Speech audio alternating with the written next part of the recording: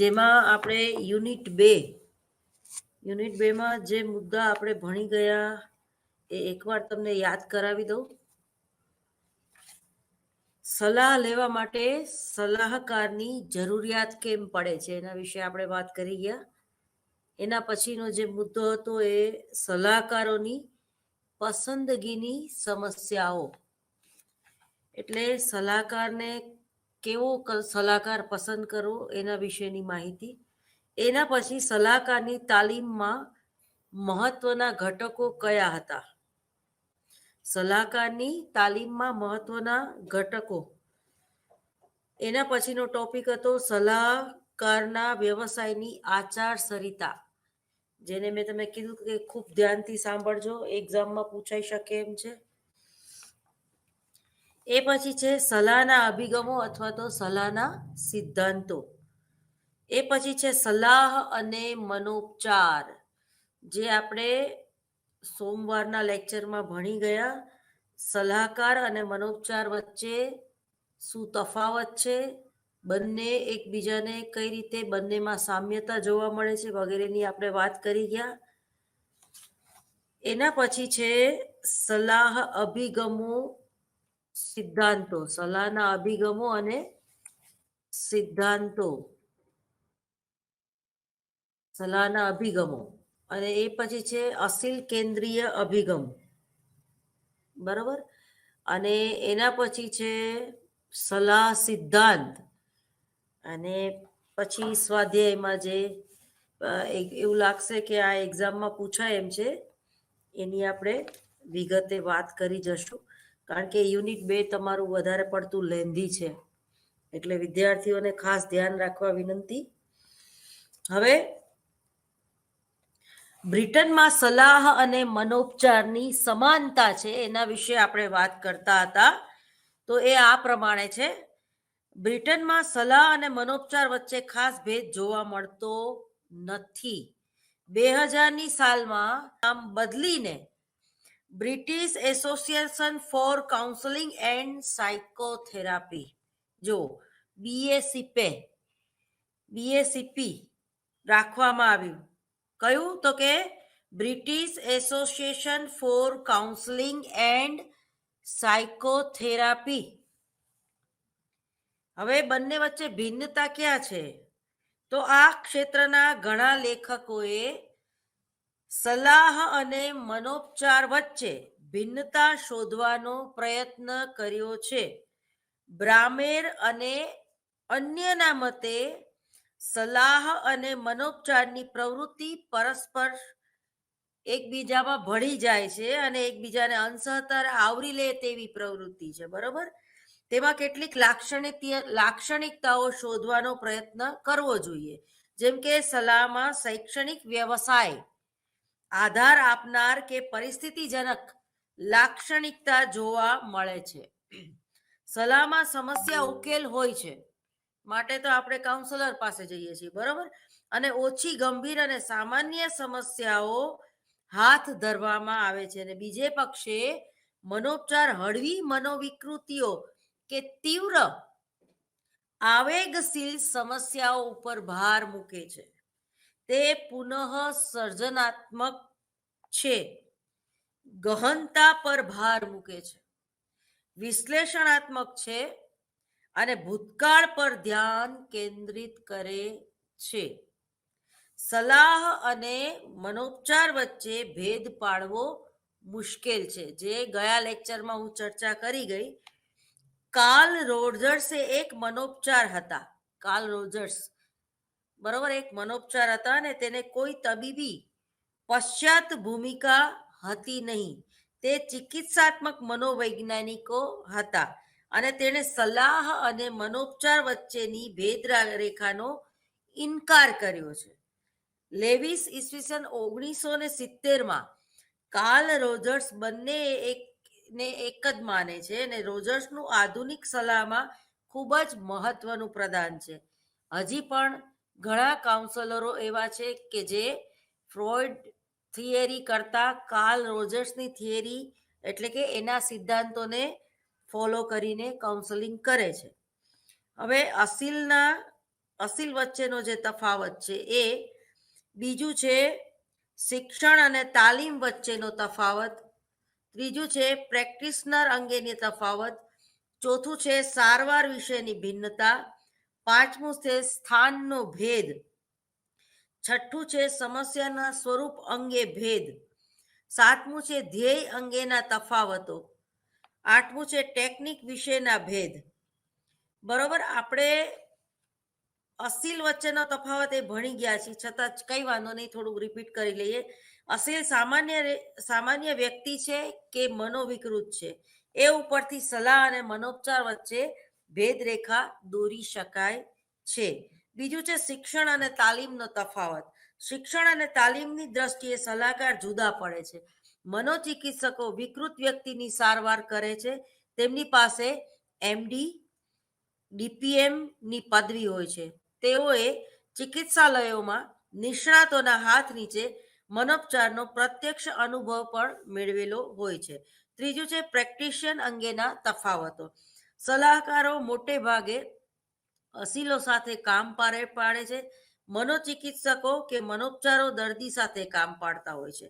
ચોથું, સારવાર વિશેની ભિન્નતા.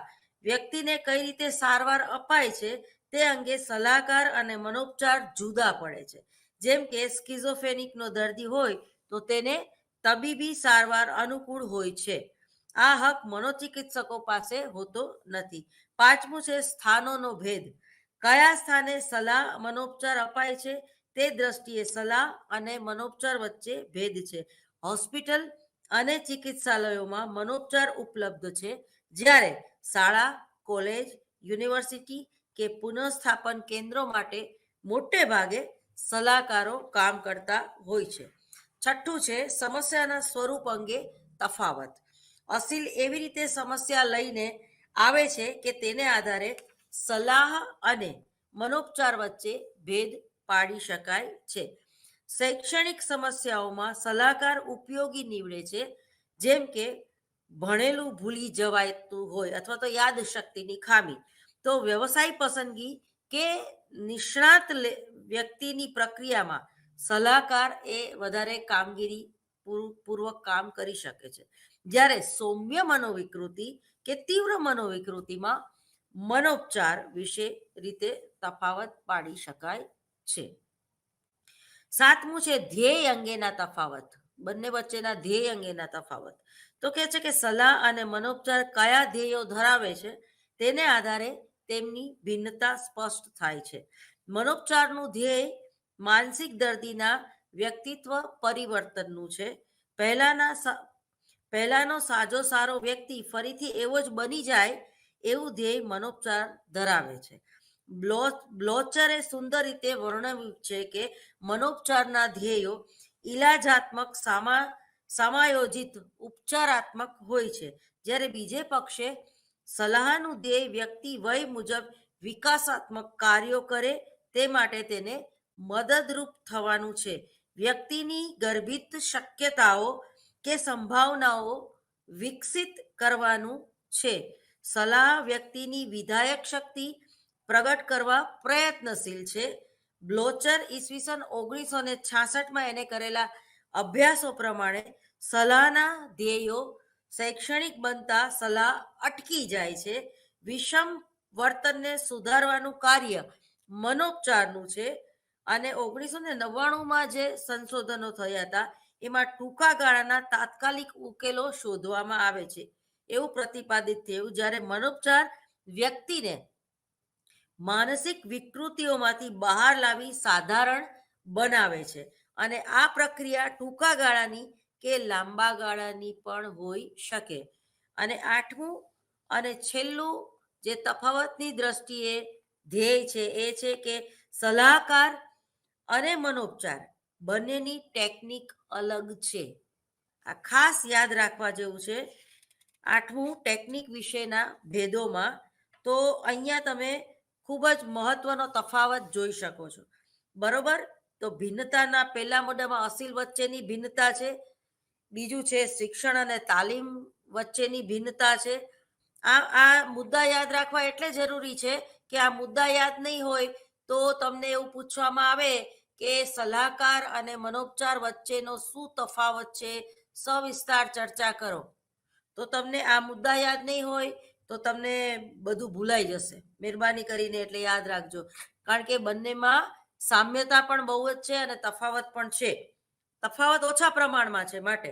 તો કે અસીલ વચ્ચેનો તફાવત હોય છે, બીજું છે શિક્ષણ અને તાલીમ વચ્ચેનો તફાવત હોય છે, ત્રીજું છે પ્રેક્ટિશિયન અંગેનો તફાવત હોય છે, ચોથું છે સારવાર વિશેની ભિન્નતા જોવા મળે છે, પાંચમું છે સ્થાન વિશેના ભેદો જોવા મળે છે, છઠ્ઠું છે સમસ્યાના સ્વરૂપ અંગે તફાવત જોવા મળે છે, અને સાતમું છે ધ્યેય તફાવત, અને આઠમું છે ટેકનિકલ વિશેના ભેદો. આપણે ગયા લેક્ચરમાં અહીંયાથી અધૂરું મૂકેલું. સલાહકાર અને મનોપચાર વચ્ચેની ટેકનિક અલગ છે. તેમાં કેટલોક સમય પ્રક્રિયા ચાલે છે, સંપર્કોની વારંવારિતા કેટલી છે, ભૂતકાળના બનાવો કેટલા અગત્યના છે, સંબંધોનો ઉપયોગ કઈ રીતે કરવામાં આવે છે, આ બધી જ બાબતોની દ્રષ્ટિએ સલાહ અને મનોપચાર વચ્ચે ભેદ જોવા મળે છે.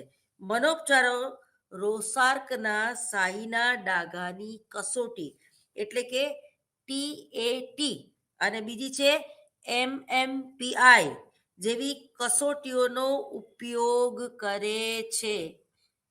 રોસાર્કના શાહીના ડાઘાની કસોટી તમે MA પાર્ટ 2માં જે તમારે પ્રાયોગિક મનોવિજ્ઞાન આવે, બરોબર, પ્રેક્ટિકલમાં તમે MMPI કસોટી વિગતે સમજી લીધી છે, જેમાં 30 કાર્ડ આવે છે, એમાંનું 29 કાર્ડ આવે છે આમ તો, અને 30મું જે છે એ બ્લેન્ક હોય છે, એટલે કે એમાં કોઈ પણ જાતની આકૃતિ હોતી નથી.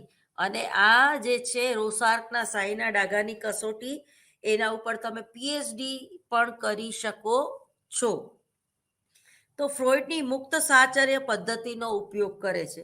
મનોનાટ્યના સહારો પણ લઈ શકાય છે. મનોપચારકો અને સલાહકારો વચ્ચે કેટલીક શાબ્દિક અને અશાબ્દિક ટેકનિકનો સહારો લઈ શકાય છે. ધ્યાન ખેંચનાર વર્તનનો શ્રવણ, મૌન, સ્વીકૃતિ, રજૂઆત, અર્થઘટન, સ્પષ્ટીકરણ જેવી પદ્ધતિઓ બને એટલો ઉપયોગ કરી શકાય છે, પરંતુ તેમનો અભિગમ અલગ અલગ હોય છે. આમ સલાહ અને મનોપચારો કેટલીક સામ્યતા અને કેટલીક ભિન્નતા જોવા મળે છે. જો કે સામાન્ય માણસોને તેમાં જાજો તફાવત લાગતો નથી. તો તેઓ પ્રશ્ન ઊભો થાય છે ત્યારે તેમાંથી એક પાસે પહોંચી જઈએ સમસ્યાનો ઉકેલ શોધી શકાય છે. હવે રોસાર્કના શાહીના ડાઘાની કસોટીઓ ખાસ કરીને મનોપચાર જે છે એ લોકો એનો ઉપયોગ વધારે કરે છે. રોસાર્કના શાહીના ડાઘાની કસોટીઓનો ઉપયોગ ક્યારે કરી શકાય? તો કે છે કે કોઈ વ્યક્તિ જ્યારે મનોદૈહિક વિકૃતિઓથી પીડાતી હોય કે કોઈ પણ જાતના વિકૃત ભયનો ભોગ બનતી હોય, તો એમાંથી એ પર્ટિક્યુલર ક્યારે એને બીક લાગે છે, એટલે કે અમુક પરિસ્થિતિ અને અમુક પરિસ્થિતિ અને સંજોગો, એટલે કે અમુક વાતાવરણમાં જ્યારે વ્યક્તિ મુકાય ત્યારે એને વિકૃત ભયનો એ ભોગ બને છે. દાખલા તરીકે જે વ્યક્તિ માની લ્યો કે ભૂતકાળમાં ટ્રેનમાં એનો એક્સિડન્ટ થયો હોય અને એને પોતાના બે પગ એના કપાઈ ગયા હોય, એટલે પગ ગુમાવ્યા હોય, તો પછી એ ક્યારેય ટ્રેનમાં મુસાફરી નહીં કરે, અને પછી માત્ર ટ્રેનનો અવાજ કે એવી કોઈ પિક્ચર જોવે કે એવી કોઈ સિરિયલ જોવે કે જેમાં ટ્રેન દેખાડવામાં આવે અથવા તો ટ્રેનનો અવાજ એમાં આવે, તો એ વ્યક્તિ જે છે એ બી જાય છે, એ પરસેવે રેપઝેપ થઈ જાય છે. દાખલા તરીકે કોઈ વ્યક્તિ જે છે તો બોપલમાંથી ટ્રેન પાસ થાય છે અને બોપલ કોઈ એના સગાવાલાના ઘરમાં એ વ્યક્તિ એને મળવા ગઈ હોય ને એક રાત રોકાવાનું હોય, તો એ જે ટ્રેનનો અવાજ આવે છે અને એ વ્યક્તિ બી જાય છે અને એમ કે છે કે મારે અહીંયા નથી રહેવું, મને ઘરે લઈ જાઓ. તો આને એક ફોબિયા કહેવાય, બરોબર. તો એ ફોબિયામાંથી મુક્ત કરવું બહુ જરૂરી છે. એ જ રીતે કોઈને હોળીના રંગથી એને ઓઇલથી રંગી દેવામાં આવે અને એને સ્કિન ડિસીઝ થઈ ગઈ, તો એ કાયમ માટે એને હોળીના કલરની બીક લાગશે. એ જ રીતે કોઈ વ્યક્તિ નાની હોય અને એના મમ્મીએ એને ટબમાં બેસાડી હોય, નાનું બાળક હોય 4-5 વર્ષનું, અને એને ટબમાં બેસાડી દીધું હોય, અને તમને ખબર છે કે નાના બાળકોને બહુ જલ્દીથી ઊંઘ આવી જતી હોય છે. પાણી એને નહીં બિચારાને બહાર કાઢો તરત જ ઘસઘસાટ સૂઈ જાય છે. તો આ બાળક જે છે એના મમ્મી એને બાથરૂમમાં ટબમાં બેસાડીને જાય છે મોટી ડોલમાં, અને એ બાળકને જોકું આવી જાય છે અને એ પાણી પી જાય છે અને મરતા મરતા બચે છે. તો એ બાળક છે એને નથી ખબર કે હું મરતા મરતા બચી ગયો. એ પાણી પી ગયો હોય છે, એની મમ્મી એને ભૂલી ગઈ રસોડામાં કામ કરવામાં, અને પછી એ બાળક આવી રીતના કોઈ દુર્ઘટનાનો જ્યારે ભોગ બને છે તો એના મગજમાં પાણી પ્રત્યેનો ફોબિયા થઈ જાય છે. પછી જ્યારે જ્યારે ડોલમાં ભરેલું પાણી જોવે કે દરિયો જોવે કે નદી કિનારે એને લઈ જવામાં આવે, અથવા તો એને બારણું બંધ કરીને, બાથરૂમનું બારણું બંધ કરીને માથે એકદમ 4-5 ડબલા પાણીના રેડવામાં આવે, તો એ વ્યક્તિ એકદમ ભેંકણો તાળે છે અને રડે છે. અને જ્યારે આ વ્યક્તિ મોટી થાય છે ને ત્યારે પણ એનામાં આ બીક હોય છે. એ ક્યારેય એવી રીતે ભરેલી ડોર અથવા તો ડાયરેક્ટ એના માથામાં ફુવારા નીચે એને ઊભા રાખી દો તો એને ડર લાગે છે. એને એક જાતની નફરત થઈ ગઈ હોય છે. તો આવી આ ભૂતકાળના જે બાલ્યાવસ્થાના આપણા જે અનુભવો છે, મેં એમાં તમને ટ્રેનનું ઉદાહરણ આપ્યું, પાણીનું ઉદાહરણ, એ જ રીતે ઊંચી જગ્યાનો ભય. કોઈ વ્યક્તિ ઘણા એવા વિકૃત માનસવાળા વ્યક્તિઓ પણ હોય છે કે નાનું બાળક હોય ને અગાસી ઉપર જઈને આમ નીચે લટકાડે, ફેંકી દઉં ફેંકી દઉં ફેંકી દઉં એવું કરે. તો એ બાળક જ્યારે અને ભૂલથી એવું બને કે એ બાળક એના હાથમાંથી છટકી જાય અને પછી એ બાળકનું માથું ફૂટી જાય કે એને કંઈક વાગે કરે, ત્યારે પણ એક જાતનો ભય એનામાં પેસી જાય છે. પછી એ જીવનમાં ક્યારેય વ્યાયામમાં શીર્ષાસન નહીં કરી શકે, કારણ કે એ નાનું હતું ત્યારે એને આ રીતના ઊંધું લટકાડીને એની સાથે રમત કરવામાં આવતી. તો જ્યાં નાનું બાળક છે એ કુમળા છોડ માફક છે, બરોબર. વેલને તમે જે રીતે ચડાવો એ રીતે એ ચડે. તો એ જ રીતે એને જે દિશામાં તમે વાળો, એની સાથે જે કંઈ વર્તન તમે કરો છો, એની સાથે જે કંઈ અપશબ્દો બોલો છો, કે એની સાથે તમે કયા પ્રકારની ભાષાનો ઉપયોગ કરો છો, આ બધાના આધારે એના વ્યક્તિત્વનું ઘડતર થાય છે.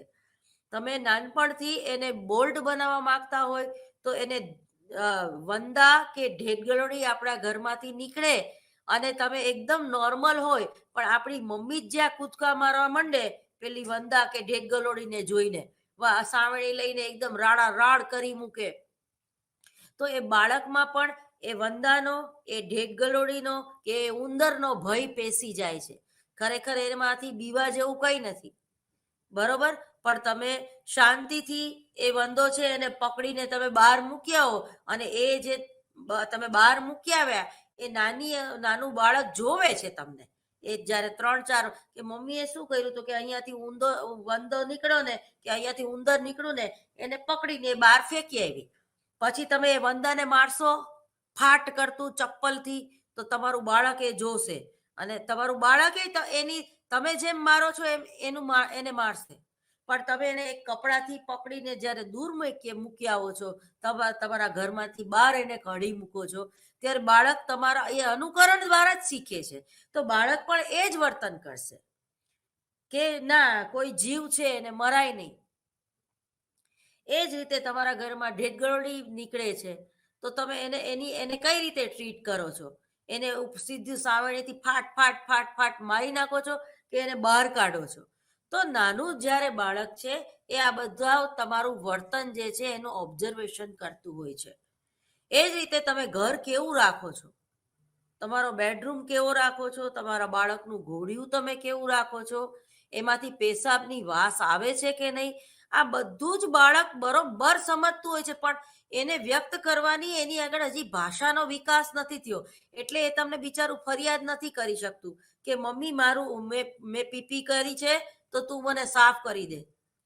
પણ એ યાદ રાખે છે કે હું કલાકોના કલાકો 2-3 કલાક હું ઘોડિયામાં સૂઈ રહેતો હતો અને મને શરદી થઈ જતી હતી મારા ને મારા પેશાબમાં, ત્યારે મમ્મી મને બહાર એને ટાઈમ મળે ત્યારે મને બહાર કાઢતી હતી. એ જ રીતે પ્રેગ્નન્સી વખતે ઘણી સ્ત્રીઓ રાડારાડ અને ઝઘડાખોર હોય તો એનું બાળક પણ જ્યારે જન્મે છે ત્યારે એ વારંવાર રડે રાખે છે ને સાવ રોતલ થાય છે, અથવા તો એકદમ વધારે પડતું લડાયક થાય છે, અને આ એ આક્રમક વૃત્તિનું થાય છે.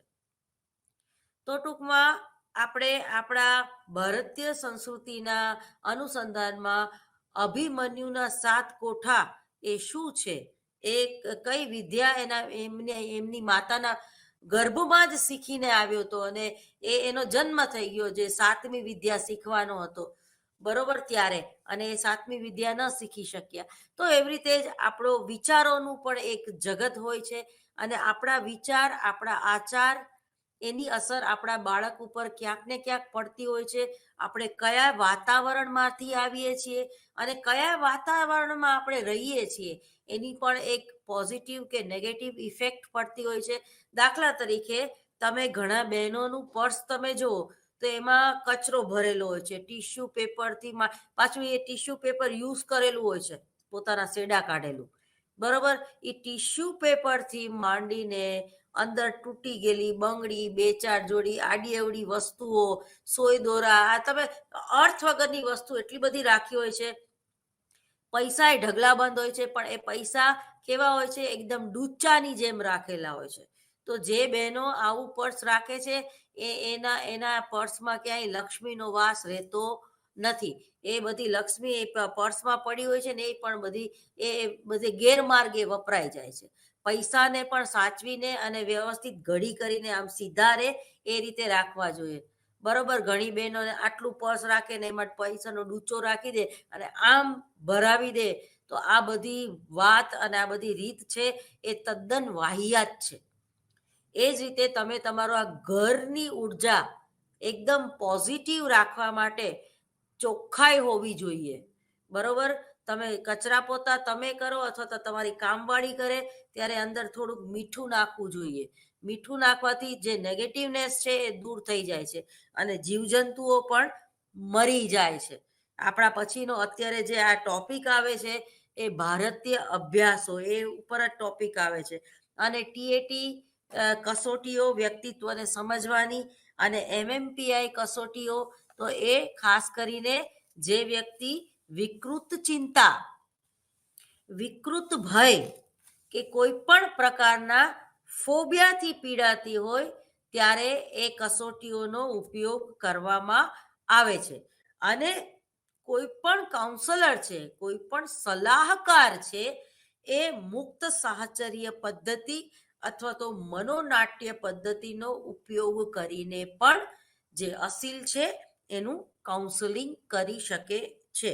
એ જ રીતે જરૂરી નથી કે એક જ અસીલ ઉપર એક જ ટેકનિકનો ઉપયોગ કરીને રિઝલ્ટ મેળવવું કે સમસ્યાનો ઉકેલ શોધવો. ઘણીવાર જરૂર પડે તો આપણે એક કરતાં વધારે ટેકનિકનો ઉપયોગ કરીને પણ અસીલને સમસ્યાના મૂળ સુધી લઈ જઈને એનું નિદાન કરી શકીએ છીએ. તો ભારતીય અભ્યાસો નેકી નામના સાયકોલોજિસ્ટે ઈસવીસન 1975ના મંતવ્યમાં જણાવ્યું છે કે પશ્ચિમી મનોપચાર ભારતને અનુકૂળ આવે તેવો નથી, બરોબર. આ ખાસ સમજવા જેવું છે. આપણે કારણ કે FY, SY, TY, MA, MPhil, PhD બધું જ આપણે જે પશ્ચિમી સાયકોલોજીસ્ટ છે એ લોકોને જ આપણે ફોલો કરીએ છીએ, એ લોકોના સંશોધન. પણ ત્યાંના લોકોનું મનોવલણ અલગ છે, ત્યાંના લોકોના પૂર્વગ્રહ અલગ છે, ત્યાંના લોકોની સમસ્યા અલગ છે, ત્યાંની આર્થિક, સામાજિક, રાજકીય પરિસ્થિતિ અલગ છે, ત્યાંનું ભૌગોલિક વાતાવરણ આખું જુદું છે અને અહીંયાનું વાતાવરણ જુદું છે. દાખલા તરીકે એ લોકો તો બિચારા થમ્સઅપ, પેપ્સી અને આ ડ્રિંક્સ લે, અથવા તો પીઝા ખાય, અથવા તો બર્ગર ખાય, કારણ કે એ લોકોની ખેતી ફળદ્રુપ્ત નથી, ત્યાં ઘઉં અને ચોખાનો પાક થતો નથી, માટે એ લોકો બિચારા એવું ખાય છે. તો એની મજબૂરી છે. પણ જ્યારે આપણે પિઝા ખાઈએ છીએ કે આપણે કોક લઈએ છીએ તો આપણી એ બેવકૂફી છે. સમજમાં આવે છે શા માટે એ લોકોના મનોપચારો આપણને કામ નથી લાગતા? કારણ કે આપણું બધું અલગ છે. એ જ રીતે એ લોકો સૂટમાં ફરે છે, એ લોકો ગરમ કપડાં પહેરે છે, એ લોકોની મજબૂરી છે. કારણ કે એ લોકોનું ભૌગોલિક વાતાવરણ 24 કલાક બરફ પડવો, પાણી પડવું, એક જ દિવસમાં 3 ઋતુ ત્યાં જોવા મળે છે. સવારે ઠંડી હોય, બપોરે થોડી ઘણી ગરમી હોય ને પછી સાંજે વરસાદ હોય છે અને અડધી રાત્રે તો બરફ તમને જોવા મળે. તો એટલે એ લોકો બિચારા એ પૂરા કપડાં પહેરીને ફરે છે, કોટ પહેરે છે અને એકદમ જાડા ગોદડા જેવા કપડાં પહેરે છે. પણ આપણે જીન્સ પહેરીને એ આપણી મૂર્ખામી છે. અત્યારે આપણા જે વકીલો જે આપણે બ્રિટિશ ગવર્મેન્ટ આપીને ગઈ તે કાળો કોટ પહેરવાનો. હવે અમદાવાદમાં ઉનાળામાં એ બિચારો કાળો કોટ પહેરીને તમે જુઓ ને તો એવો બગલા જેવો થઈ ગયો હોય છે ને, ગંધાતો હોય એની બાજુમાં ઊભા રહેતો. કારણ કે એ કોટ ઓલરેડી આટલી ગરમી છે, 45 ડિગ્રી 42 ડિગ્રી હોય છે અમદાવાદમાં. તો એમાં તમે બિચારાને ફરજિયાત કાળો કોટ પહેરવાનો કોર્ટમાં. એમાં કોર્ટમાં પાછા એસી એ ન ચાલતા હોય, પંખો એકાદો ચાલતો હોય ડુગુક ડુગુક ડુગુક ધીમે ધીમે ધીમે. એમાં એને બિચારાને કાળો કોટ પહેર કેવો ગંધાઈ જાય. એટલે ઈ આપણી બેવકૂફી છે. એ લોકો કોટ પહેરે ને એમાં કઈ વાંધો નહીં, એ લોકો મજબૂરી છે એ લોકોની. પણ આપણી બેવકૂફી છે કે આપણે હજી એ ડ્રેસ કોડ બદલી નથી શક્યા. આપણો ડ્રેસ કોડ તો જબ્બો અને ધોતી હોવો જોઈએ, એમાં શું વાંધો છે? એ જ રીતે એ લોકો ફ્રીજમાં રાખેલું ખાય છે. એ લોકોના ઘરમાં મોટા મોટા ફ્રીજ હોય છે અને જંક ફૂડ વર્ષોના વર્ષો અથવા તો દાળ બાફેલી એ લોકો ટીનમાં રાખે છે. પણ અત્યારે આપણે મોંઘી દાંટ જેવા ટીન ઘરમાં લઈએ છીએ, રાજમાના ટીન, ઇન્સ્ટન્ટ. તમે અંદર પાણી નાખી દો એટલે પાઉંભાજી તૈયાર થઈ જાય, તમે પાણી નાખી દો એટલે સૂપ તૈયાર થઈ જાય. પણ બાપા અહીંયા તો આપણે ટમેટાથી માંડીને ગાજર, અત્યારે શિયાળામાં કેટલું સરસ શાક મળે છે, ત્યાં નથી મળતું એટલે એ લોકો સ્ટોર કરે છે. અને એ લોકો ટીન ખોલી ખોલીને બિચારા એટલે ખાય છે. અઠવાડિયાની દાળ એટલે બાફી રાખે છે, લોટ બાંધીને એટલે રાખે. પણ આપણા ઘરની સ્ત્રીઓ હવે એમના રવાડે ચડી છે. તો એ આપણી મૂર્ખામી છે. કારણ કે તમે લોટ બાંધીને રાખો છો એટલે એમાં ફૂગ ચડી જાય છે, બેક્ટેરિયા એમાં ઉત્પન્ન થાય છે અને એ આપણને નુકસાન કરતા છે આપણી હોજરીને. એ જલ્દીથી આપણને પચતું નથી. પેલાના વખતમાં તો ગરમ ગરમ મમ્મી રોટલી બના, જો કે મારા ઘરમાં હજી એવો જ રિવાજ છે, હું સીધી તાવડીમાંથી ગરવામાં રોટલી મૂકવાની જ નહીં, સીધી થાળીમાં જ મૂકવાની. અને જેવું એનું જમવાનું પૂરું થઈ જાય એટલે ગેસ બંધ કરી દેવાનો. તો જોઈ એટલું જ જૈનોને આખો વિજ્ઞાન છે, જૈનોની આખી જે પરંપરા છે કે 6 વાગ્યા પહેલા જમી લેવું. તો સૂર્ય જ્યારે પ્રકાશે છે તો એની હાજરીમાં આપણી પાચન શક્તિ છે એ વધારે ઉદ્દીપ્ત થાય છે. અને જેમ જેમ અંધકાર થાય છે, જેમ જેમ રાત પડતી જાય છે, આપણી પાચન શક્તિ મંદ પડતી જાય છે અને ખાધેલું આપણને પચતું નથી. 7 વાગ્યા પછી તો જમવું જ ન જોઈએ. કારણ કે 7 વાગ્યા પછી આપણે જ્યારે જમીએ છીએ ત્યારે આપણને પચતું નથી. શા માટે નથી પચતું? કારણ કે એ જે વિજ્ઞાન છે, વિજ્ઞાન એટલે કે વિશિષ્ટ જ્ઞાન. તો અહીંયા ટૂંકમાં નેકીનું મંતવ્ય, પશ્ચિમી મનોપચાર ભારતને અનુકૂળ આવે તેવા નથી. એટલે આપણે એ લોકો જે રીતે કાઉન્સેલિંગ કરે છે કે એ લોકો જે રીતે ઉપચાર કરે છે એ રીતે આપણે કરવાની જરૂર નથી. કારણ કે અહીંનું વાતાવરણ સાવ જુદું જ છે. ખાસ કરીને ભારત અને અમેરિકામાં અધીનતા, સ્વાતંત્રતાના ખ્યાલો જુદા છે. ભારતમાં માતા બાળકને પોતાની પાસે સુવાડે છે અને અમેરિકામાં અલગ સુવાડે છે. ભારતનો તરુણ વડીલોને આધીન હોય છે, જ્યારે અમેરિકાનો સ્વતંત્ર. ભારતમાં અધીનતા વિકાસાત્મક ધ્યેય છે. નાગલક્ષી અને વેંકટરામૈને પોતાના અહેવાલમાં જણાવ્યું છે કે મેન્ટલ હોસ્પિટલમાં 25 દર્દીઓની આંતરક્રિયાને લીધે દર્દીઓની રોજિંદી ટેવો અને સંદેશા વ્યવહારમાં 2 માસના ગાળામાં અર્થપૂર્ણ ફેરફાર થયો હતું.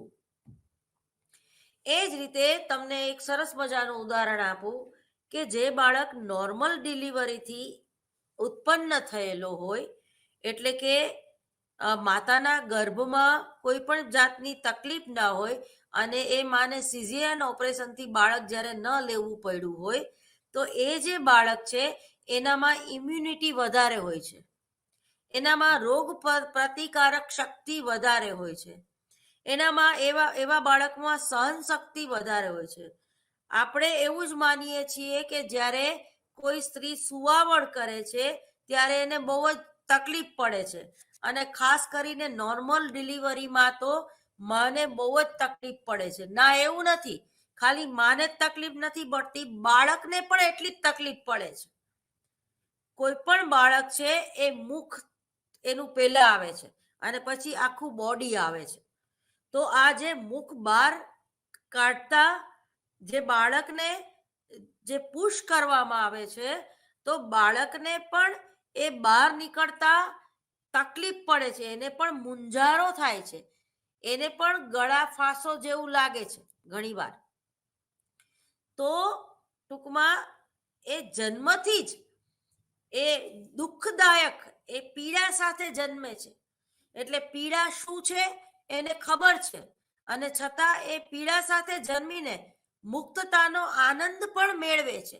એટલે તાજું જન્મેલું બાળક હોય છે એને લપેટી દેવામાં આવે છે. શા માટે લપેટી? એ સિક્યુરિટી ફીલ કરે એટલે, કારણ કે માતાના ગર્ભમાં એ જે છે એ સુરક્ષિત હતું, અને અચાનક જ્યારે એ બહારની દુનિયામાં આવી જાય છે ત્યારે એ બી જાય છે, ડરી જાય છે. ઘણીવાર તમે જોજો કે નાનું બાળક સૂતું હોય અને એને તમે લપેટીને ના રાખ્યું હોય, અથવા તો એના ઉપર કંઈક ગોઠવીને, એટલે કે ચાદર ના મૂકી હોય, તો એકદમ એ ઝબકી જાય છે ઊંઘમાં, અને આપણે પાછો એના છાતી ઉપર હાથ મૂકીએ અથવા તો એને બાથમાં લઈએ અને હૂંફમાં લઈએ ત્યારે એ બાળક પાછું સૂઈ જાય છે. તો ટૂંકમાં એ જ્યારે માતાના ગર્ભમાં જે બાળક 9 મહિના સચવાઈને બહાર આવે છે ત્યારે એ પીડાનો પણ એ અનુભવ કરે છે, મુક્તિનો પણ એ અનુભવ કરે છે. જે રીતે કોઈ માં જે છે પોતાના બાળકને જન્મ આપે છે ત્યારે એ એક પીડામાંથી પણ પાસ થઈ ગઈ હોય છે, અને એક આનંદ પણ હોય છે પોતાના સર્જનનો. બરોબર? તો આ જે બાબત છે એ આપણને, એ અનુભવ છે, એ તમને એવું લાગે છે કે તમે ભૂલી ગયા, પણ એ અનકોન્શિયસ માઇન્ડમાં ધબરાયેલો અનુભવ છે. ઘણા બાળકોને ગુફાની બીક લાગે છે, અને વૈષ્ણવદેવીની ગુફામાં લઈ જાઓ તો એ ગુફામાં નહીં જાય, એ બીવે છે, અંધકારથી બીવે છે. તો જ્યારે કોઈ સ્ત્રી પોતાના બાળકને ગર્ભમાં રાખીને બીક અનુભવતી હોય, અથવા તો એવી કોઈ પરિસ્થિતિમાં મુકાણી હોય કે એને પૂરી દેવામાં આવે, કે એને ઢોર મારવામાં આવ્યો હોય, કે એવા કોઈ આઘાતજનક અનુભવમાંથી એ પાસ થઈ હોય, તો એના બાળક ઉપર એની અસર પડે છે, અને એનું બાળક જન્મી ગયા પછી પણ આવા ગુફાના ભયથી પીડાય છે. એ એક આખું ફ્રોઈડનું આ એનાલિસિસ છે. ફ્રોઈડ પોતે પણ અંધકારથી પીડાતા હતા. ફ્રોઈડ પોતે પણ એને નાની જગ્યાએ કે રૂમ બંધ કરી દેવામાં આવે, કે બારી બારણા બંધ કરી દેવામાં આવે, કે નાની જગ્યામાંથી એમને પાસ કરવામાં, ટર્નલમાંથી એમને નીકળવાનું કહેવામાં આવે, તો એમને એક ફોબિયા હતો, એક બીક લાગતી હતી. તમે જો એવા ઘણા વ્યક્તિઓ હશે કે એને અંડરગ્રાઉન્ડ બ્રિજ પસંદ ના કરે, એ અંદરથી નીકળવાનું પસંદ ના કરે. એ જ રીતે ઓવરબ્રિજ ઉપરથી એને પસાર થવાનું કહો તો એ લગભગ ટાળશે, એને ગમશે નહીં. તો આ એક જાતની એક બીક છે, એક ભય છે, એને જેને વિકૃત ભય કે બીક કહેવામાં આવે છે. તો એના જે મૂળ હોય છે એ બાલ્યાવસ્થાના અનુભવો હોય છે. એટલે આવો કોઈ અસીલ તમારી પાસે આવી જાય તો એ ટૂંકમાં પશ્ચિમી સંસ્કૃતિને અનુરૂપ જ્યારે કોઈ મનોપચાર આપવામાં આવે કે કાઉન્સેલિંગ કરવામાં આવે ત્યારે એટલું સફળ જતું નથી. તો ટૂંકમાં ભારત અને અમેરિકામાં અધીનતા અને સ્વતંત્રતાનો ખ્યાલ જુદો છે. બરાબર. એ ત્યાં તો શું છે, ગન કલ્ચર છે. આપણે ત્યાં ગન કલ્ચર છે નથી, અને હોવું એ ના જોઈએ.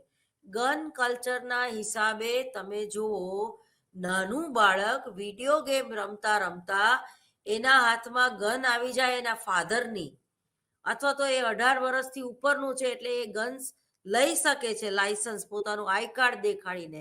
અને એ ગનનો પછી પોતે પ્રોટેક્શન માટે લીધી હોય છતાંય એનો કેટલો દુરુપયોગ કરે છે. અને સ્કૂલના બાળકો એકબીજાને એક હારે 17 કે 18 એ જે છે એ ગન ચલાવી દે છે, અને કેટલા બધા મૃત્યુ નીપજે છે.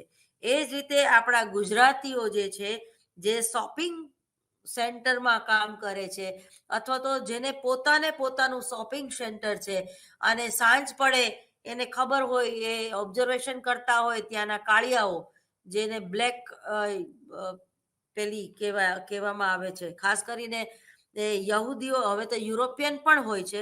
તો એ લોકો આપણેથી ઈર્ષા દ્વેષ અને અદેખાઈનો આપણે ભોગ બની છીએ એ દેશમાં. કારણ કે આપણે બહુ મહેનત કરીને પણ ત્યાં પૈસા કમાઈએ છીએ. અને જ્યારે એ લોકો આળસુ પ્રજા છે, અને એ લોકો કેવી પ્રજા છે, એ લોકોમાં બહુ એજ્યુકેશન, આપણે ત્યાં જઈને ભણીએ છીએ પણ એ લોકોને રોટી કપડા ઓર મકાન મળી જતા હોવાથી એ લોકોનું પાસે એટલું બધું કંઈ એજ્યુકેશન પણ હોતું નથી. અને એ લોકો જ્યારે લૂંટફાટ આદરે છે, ત્યારે સૌથી પહેલા આપણા ભારતીયોને ટાર્ગેટ કરે છે. કારણ કે એ લોકો માને છે કે આપણા ભારતીયો આગળ વધારે પૈસા છે. અને આપણે હમણાં જ તમે અઠવાડિયા પહેલા ગુજરાત સમાચારમાં વાંચ્યું હશે કે એક ચરોતરમાં રહેતો પટેલનો દીકરો સમીર પટેલ, સમથિંગ એવું કંઈક નામ હતું, અને એનું ધોળે દિવસે અમેરિકામાં હત્યા કરી મૂકવામાં આવી, અને એની દુકાનમાં જે કંઈ પૈસા હતા એ લૂંટી લેવામાં આવ્યા. તો ગન કલ્ચરને આ વાત આભારી છે. ત્યાં પણ લોકશાહીમાં એ લોકો માને છે, આપણે પણ લોકશાહીમાં માનીએ છીએ. છતાં આજે ગુજરાત એક એવું રાજ્ય છે ભારતનું, જ્યાં ગાંધીનો જન્મ થયો હતો, માટે અહીંયા દારૂબંધી છે. અને બીજું કારણ એ છે કે ગુજરાતનું ભૌગોલિક વાતાવરણ એવું છે કે જ્યાં ઠંડી કરતાં ગરમી વધારે પડે છે. જ્યાં ગરમીનું પ્રમાણ વધારે હોય ત્યાં નોનવેજ કે દારૂની જરૂર પડતી નથી. તો ટૂંકમાં જે કંઈ આપણી લોકશાહીની વાત છે, કે જે કંઈ ભારતીય બંધારણની વાત છે, એના કરતાં અમેરિકાનું જે કલ્ચર છે એ ટોટલી અલગ પડે છે. અને એ લોકોને પણ હવે એ લોકોની ભૂલ કદાચ સમજાતી હશે, કેમ ખબર પડે. તો ટૂંકમાં ભારતીય અને અમેરિકામાં આધીનતા અને સ્વાતંત્રતાના ખ્યાલો જુદા જુદા છે. તો એવા અસીલોનું કાઉન્સેલિંગ પણ જુદી જુદી રીતે થવું જોઈએ. તો ભારતમાં માતા બાળકને પોતાની પાસે સુવડાવે, બરાબર. લગભગ બાળક 6-8 વર્ષનું ન થાય ત્યાં સુધી એ મા બાપની વચ્ચે સૂતું હોય છે, અથવા તો મા અને દીકરી સાથે સૂતા હોય છે, બાપ અને દીકરો સાથે સૂતા હોય છે. એવું કલ્ચર છે આપણું. જ્યારે અમેરિકામાં એવું કલ્ચર નથી, લંડનમાં એવું કલ્ચર નથી. બાળક ઘોડિયામાં ભલે સૂતું હોય પણ એ એક અલાયદા રૂમમાં સૂતું હોય છે. જ્યારે આપણે આવું સહન નથી કરી શકતા. આપણીમાં તો પેલું રસોડામાં જ્યારે જાય અને એને રસોડામાં રોટલી કરવી હોય, એને ખબર હોય કે મારે અડધી કલાક થશે, તો એ બાળકનું ઘોડિયું એવી રીતે રાખે કે એની નજર એની સામે જ હોય, અથવા તો એ હલરડું માનો અવાજ સાંભળે અને એ સિક્યુરિટી ફીલ કરે છે. બરોબર. એ માં જે ભજન ગાય છે અથવા તો જે હાલરડું ગાય છે, એનાથી બાળકને એક હૂંફ મળે છે, એક પ્રેમ મળે છે, અને એને ખબર પડે છે કે મારી માં મારી આજુબાજુ છે. જ્યારે ફોરેન કલ્ચરમાં આવું કંઈ છે નહીં. એટલે એ લોકોના બાળકો જે છે એનો વિકાસ જુદી રીતે થાય છે, અને આપણા બાળકોનો વિકાસ જે છે એ જુદી રીતે થાય છે. ઘણીવાર એવું બની શકે કે આપણું બાળક છે એ ઓવર પ્રોટેક્ટિવ ચાઇલ્ડ હોય, અને ફોરેનર્સનું બાળક છે એ ઓવર રિજેક્ટિવ ચાઇલ્ડ હોય. પણ એવું માની લેવાની જરૂર નથી. આ બેમાંથી એકેય પરિસ્થિતિ ખરાબ, બે પરિસ્થિતિ ખરાબ. ઓવર પ્રોટેક્ટિવ કે ઓવર રિજેક્ટિવ ચાઇલ્ડ ના હોવું જોઈએ. તમે જ્યારે તમારા બાળકને વધારે પડતું સિક્યુરિટી આપો છો, વધારે પડતા એને આગળ પાછળ ફરો છો, વધારે પડતું એને એનું કામ નથી કરવા દેતા અને તમે એની દયા ખાવ છો, ત્યારે પણ એ બાળક જે છે એ માયકાંગલું થઈ જાય છે, માવડિયું થાય છે. એ જ રીતે કોઈ બાળકને જ્યારે તમે એની રીતે તમે એને છોડી દો છો, ઘરમાં તાળું મારીને જતા રહ્યો છો અને એક ટીવી કે એને લેપટોપ પકડાવી દો છો, ત્યારે એવું બાળક પણ વધારે આક્રમક થાય છે. વિડીયો ગેમ રમી રમીને કે બીજી આડી અવડી વેબ સિરીઝ જોઈને, સોશિયલ મીડિયાનો વધારે પડતો ઉપયોગ કરીને એ બાળકને મા બાપ પછી એક રવિવારે ઘરે હોય તો દુશ્મન જેવા લાગે છે, કારણ કે એને નડતર રૂપ થાય છે. એને એ પૂછે છે રીતસર, મમ્મી આજ તું બહાર નહીં જા, તો એ ઓવર રિજેક્ટિવ ચાઇલ્ડ છે. પછી એ બાળક તમને ગઢપણમાં ક્યાંય તમને ઉપયોગી નહીં થાય, તમને વૃદ્ધાશ્રમમાં જ મૂકી આવશે, કારણ કે તમે એને તાળું મારીને નોકરી કરવા જતા રહેતા હતા. એટલે અહીંયાના કર્યા અહીંયા જ છે.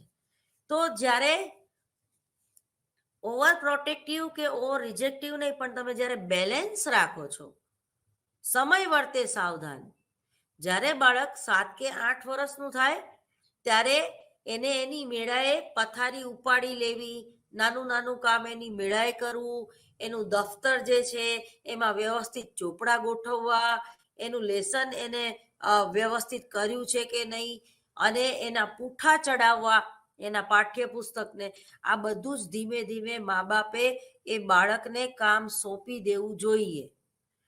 પરંતુ એ 10મા ધોરણમાં કે 11મા ધોરણમાં આવે ત્યાં સુધી તમે એને એનું દફતર તૈયાર કરી દો, ત્યાં સુધી તમે એને સ્કૂલે મૂકવા જાઓ, ત્યાં સુધી તમે એને નાસ્તાના ડબ્બા તૈયાર કરી દો, ત્યાં સુધી તમે એને પાઠ્યપુસ્તકના પૂઠા ચડાવી દો, તો એ બાળક માયકાંગલું જ થશે.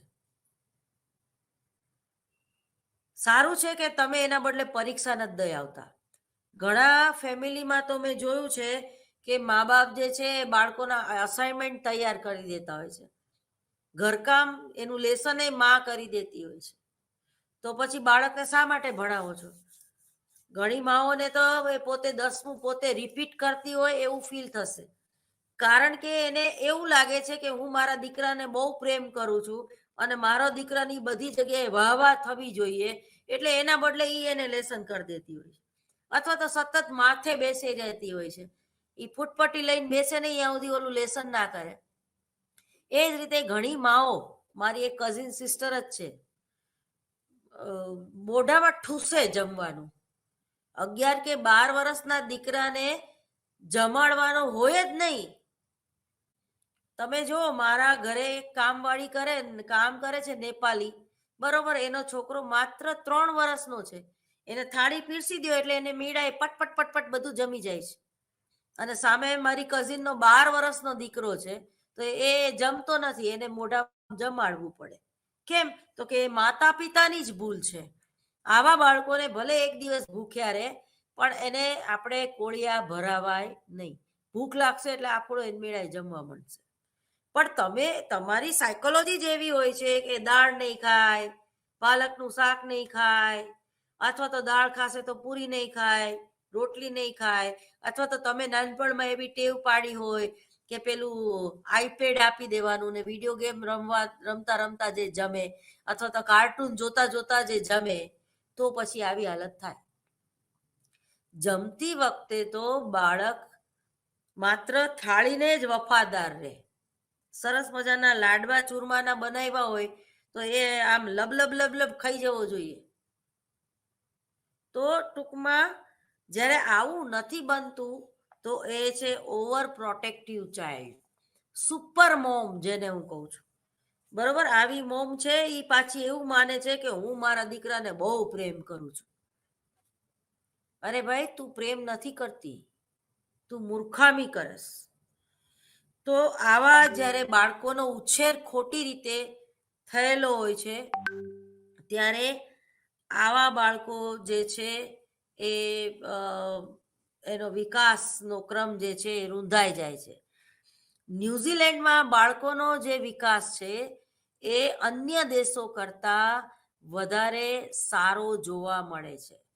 એ લોકો કોઈ પણ ગવર્મેન્ટ હોસ્પિટલમાં જ્યારે સુવાવડ કરવા માટે કોઈ લેડી દાખલ થાય છે તો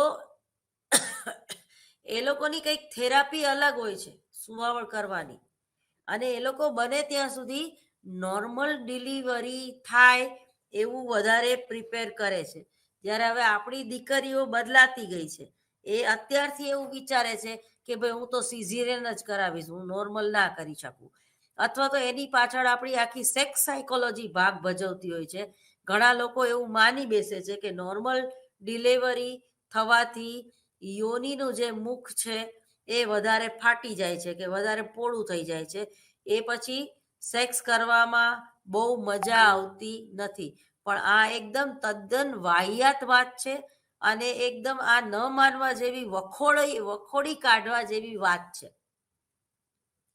કારણ કે પેલી વસ્તુ તો નોર્મલ ડિલિવરી જે છોકરીઓ કરે છે, જરૂરી નથી કે નીચેના ભાગમાં યોનિના મુખમાં કાતર થોડીક મારવામાં આવે, એ જરૂરી નથી. બધાના કેસમાં આવું નથી થતું. અને એ જરાક અમથી કાતર મારી હોય તો પણ એ ટાંકા લઈ લેવામાં આવે છે અંદરના ભાગમાં, જેથી કરીને પછી સેક્સ્યુઅલ કોઈ પ્રોબ્લેમ ના થાય. તો ટૂંકમાં આ બધી ભૂલ ભરેલી માન્યતાઓ છે, જેમાં તમારે જાતીયતાનું મનોવિજ્ઞાન સારી રીતે ભણશો તો તમને એનો ઉકેલ અને એનું પ્રોપર નોલેજ મળી રહેશે. તો એ પછી છે અસીલ કેન્દ્રીય અભિગમ.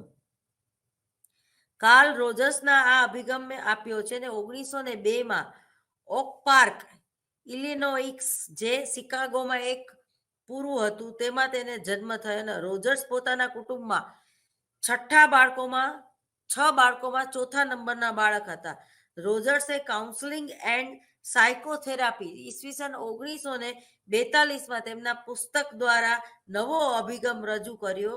રોજર્સે સલાહકાર અને અસીલ વચ્ચેની ગુણવત્તા પર ભાર મૂક્યો છે કે સલાહકારના ગુણો કયા છે, એનું વ્યક્તિત્વ કેવું છે, અને અસીલનું વ્યક્તિત્વ કેવું છે, એ બંનેના ગુણ વચ્ચેને ભાર મૂક્યો છે.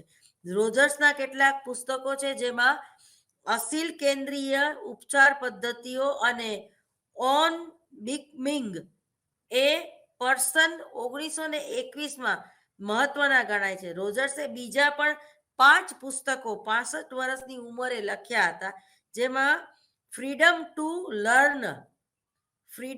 Learn, Carl Rogers on encounter group વગેરે જાણીતા છે. રોજર્સે માનતો હતો કે તેનો સિદ્ધાંત જે છે એ વ્યક્તિગત સલાહની પેલે પાર જાય છે, અને તેને જૂથ લગ્ન, કુટુંબ અને આંતરરાષ્ટ્રીય સંબંધોમાં ખૂબ જ ઉપયોગી છે. શાંતિ અને ચળવળમાં પણ તે ઉપયોગી છે.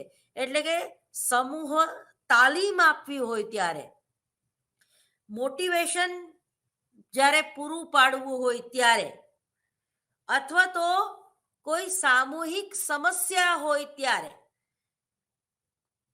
કાર્લ રોજર્સની જે થિયરી છે કાઉન્સેલિંગ કરવાની, એ વધારે ઉપયોગી પુરવાર થાય છે.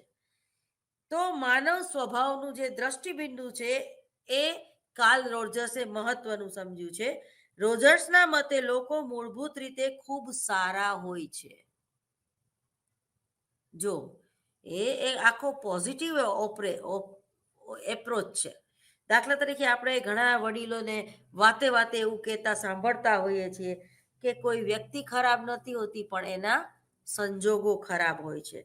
તો રોજર્સના મતે લોકો મૂળભૂત રીતે ખૂબ સારા હોય છે. માનવીઓ મૂળભૂત રીતે વિધાયક, રચનાત્મક, વાસ્તવિક અને વિશ્વાસપાત્ર હોય છે. દરેક વ્યક્તિ શિશુ અવસ્થાથી જ સ્વ આવિષ્કારનું ધ્યેય મેળવવા પ્રયત્નશીલ છે. રોજર્સના મતે માનવ શિશુ નીચેના ગુણ લક્ષણો ધરાવે છે. પેલું છે, શિશુ જે કાંઈ પ્રત્યક્ષીકરણ કરે છે તેની વાસ્તવિકતા છે. બરોબર? જેવી દ્રષ્ટિ એવી સૃષ્ટિ. એટલે પ્રત્યક્ષીકરણ, પ્રત્યક્ષી એટલે જોવું, પ્રત્યક્ષ તમે જે જોવો છો એ વાસ્તવિક રૂપે જોવો એ બહુ જરૂરી છે. દાખલા તરીકે કોઈ બાળકને આપણે દોરડું બતાવીને એમ કહી કે આ સાપ છે, તો એ દોરડાને કાયમ માટે સાપ જ માનશે.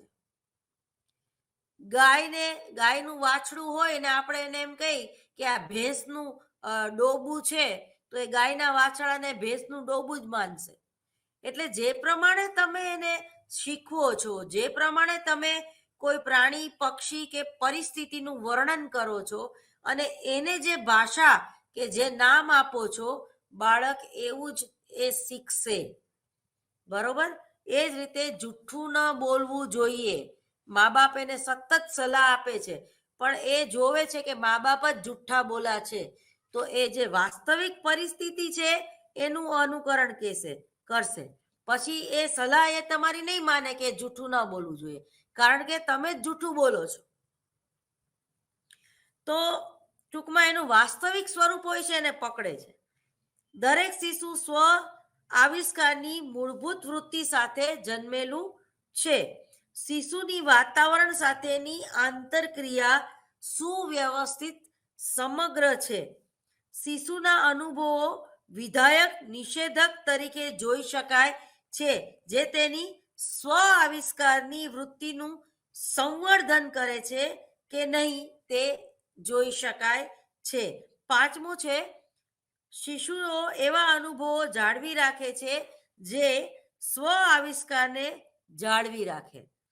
સ્વ આવિષ્કાર ન કરાવે તેવા અનુભવો શિશુ ટાળે છે. રોજર્સ માટે સ્વ આવિષ્કાર એ સૌથી વધુ મહત્વની પ્રેરણા છે, જે સમગ્ર વ્યક્તિત્વને અસર કરે છે. પ્રાણીની મૂળભૂત વૃત્તિ સ્વ આવિષ્કાર કરવાની, તેને જાળવવાની અને તેનું સંવર્ધન કરવાની છે.